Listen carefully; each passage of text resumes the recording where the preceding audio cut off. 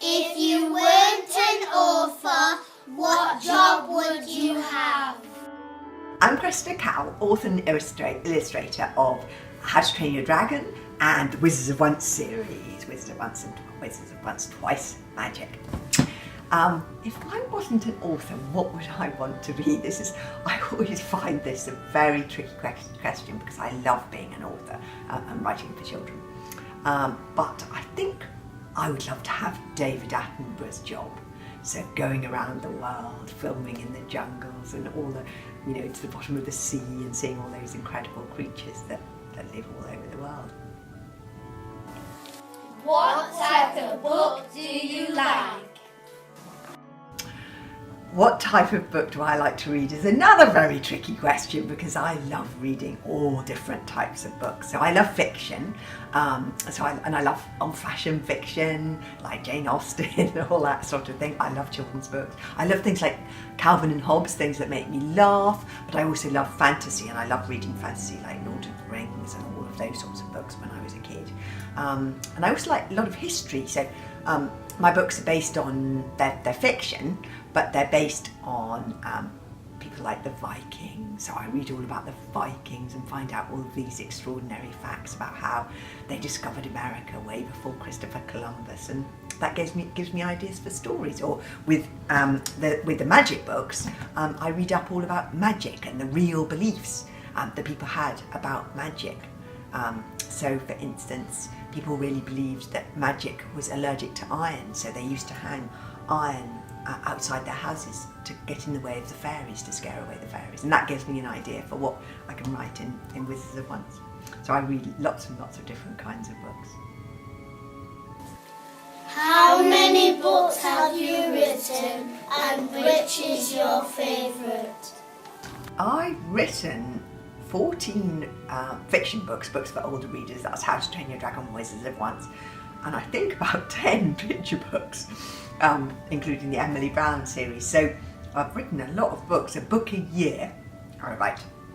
And I think my favourite would be the last one that I wrote, Wizards of Once Twice Magic, because I'm always trying to get better every single time, and I really love the illustrations in this book.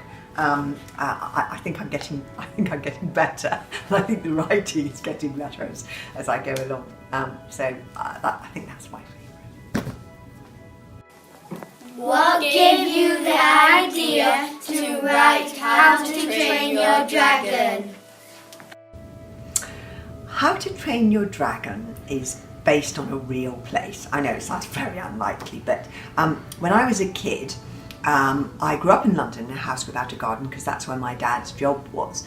But my dad was this thing called an environmentalist. He was a mad, keen bird watcher, which meant that his heart was in the wilderness. So every year from when I was a baby, we would be taken to this uninhabited island off the west coast of Scotland, dropped off by a local boatman and picked up again 2 weeks later. And there was nothing on this island, which was so small that when you stood on the top of it, you could see sea all around you.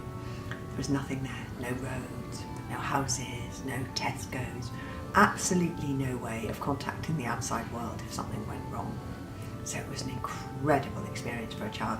And it was the first place that the Vikings came to when they invaded Great Britain, and it was the last place they left. So once upon a time, real Vikings would have lived on that island. So the Isle of Burt basically is a real place.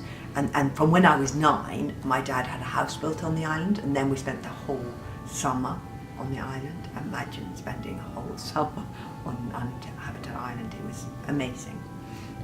Because real Vikings had lived there, and Vikings thought that dragons really existed, I used to go and play in the caves and imagine what would it be like to be a Viking. So that's where the story came from. And I was telling the story of what happened to the dragons. Where are the dragons now? And that was really my inspiration. And Hiccup also, and his relationship with his father was very much like my relationship to my father. I love my father so much, but I wasn't a bit like him. And so I put all that true stuff into the story of How to Train Your Dragon. The story of what happened to the dragons, looking after the environment, and a new kind of hero. Hiccup is a new kind of hero. Where do you like to write your stories? Where do I like to write my stories? Well, like a lot of writers, I write in a shed at the bottom of my garden. I know Roald Dahl did that, and I know Liz Pichon, who did Tom Gates, she writes in a shed as well. And I think it might be because you're a bit away from the house, and my shed is covered in kind of trees and roses. Even though it's in London, you feel like you're buried in green at the bottom of the garden, and there's no internet, there's no phone, so I am cut off and in my own little world. I put loads of pictures of the places that inspire me and have books in this little tiny shed, and that's where I write. I write every single day. As soon as my kids go to school, I'm in that shed. If you want to be a writer, it's really good to keep a book like this. I have loads of books like this. This is just an ideas book. I had ideas books even when I was little, and I've started this campaign called Free Writing Friday, which is to keep a book which doesn't matter about the spelling in this particular book, doesn't matter about the handwriting, and the teachers can't mark it. It's just your ideas. And see how this book is, I'm taking it with me wherever I go. I'm here in America right now, and I've taken this book which is full of all my ideas in it. I just scribble down ideas whenever I think of them, and on these big pieces of paper, this is the plot for this is a once series. So whenever I think of an idea, I kind of scribble it down in this book, or I might scribble little drawings and ideas, and I'll take it with me whenever I go, because you never know when an idea might come to you. I've got drawings of cats and all in this book. So keep a book in which you keep all your ideas for stories. It's a really good thing to do as a writer.